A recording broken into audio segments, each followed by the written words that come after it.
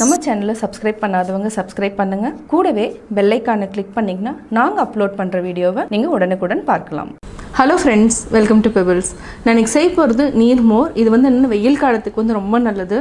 நீர்மோர் கூட வந்து நம்ம பச்சை மிளகாய், கொத்தமல்லி, கருவேப்பிலை, இஞ்சி, லெமன் எல்லாத்தையுமே நம்ம அரைச்சிட்டு 1 கப் தயிருக்கு வந்து நம்ம 6 கப் இல்லைனா 5 கப் அளவுக்கு தண்ணி விட்டு நம்ம செய்ய போகிறோம். வாங்க எப்படி செய்கிறதுன்னு பார்க்கலாம். தேவையான பொருட்கள்: கொத்தமல்லி 1 கைப்பிடி எடுத்துக்கலாம், 1 கைப்பிடி கருவேப்பிலை, 2 பச்சை மிளகாய் எடுத்துக்கலாம். காரம் உங்களுக்கு தேவைன்னா இன்னொரு பச்சை மிளகாய் ஆட் பண்ணிக்கலாம். தயிர் வந்து கெட்டி தயிர், இது வந்து 1 கப் எடுத்துக்கலாம். பெருங்காயம், இஞ்சி 1 துண்டு, தேவையான அளவு உப்பு. நம்ம வந்து தாளிக்கிறதுனா தாளிச்சுக்கலாம், அப்படி இல்லைனாலும் விட்டுலாம். கடுகு நான் எடுத்து வச்சுருக்கிறேன் தாளிக்கிறதுக்கு. இது வந்து 1 கப் கெட்டி தயிருக்கு நம்ம 5 இல்லைனா 6 கப் வந்து தண்ணி விட்டுக்கலாம். ஃபஸ்ட்டு இது எல்லாத்தையுமே நம்ம வந்து மிக்சியில் அடிச்சுக்கலாம்.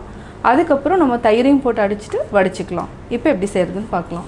இப்போ இதெல்லாம் போட்டு அரைச்சிக்கலாம். கொத்தமல்லியை கட் பண்ணியாச்சு, 1 கைப்பிடி கருவேப்பிலை, 2 பச்சை மிளகாய், இஞ்சி 1 துண்டு, அதாவது 2ஆக கட் பண்ணியிருக்கேன். இது கூடவே நம்ம லெமன் புழிஞ்சிக்கலாம். லெமன் வந்து சொல்லுல இன்க்ரீடியன்ஸில் இப்போ வந்து பார்த்துக்கோங்க, அரை லெமன் இருந்தாலே போதும்.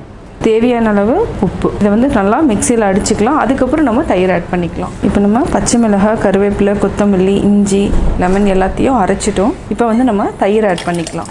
இதையும் நம்ம அடிச்சுக்கலாம். அடிச்சுட்டு கடைசியாக நம்ம தண்ணி ஆட் பண்ணிக்கலாம்.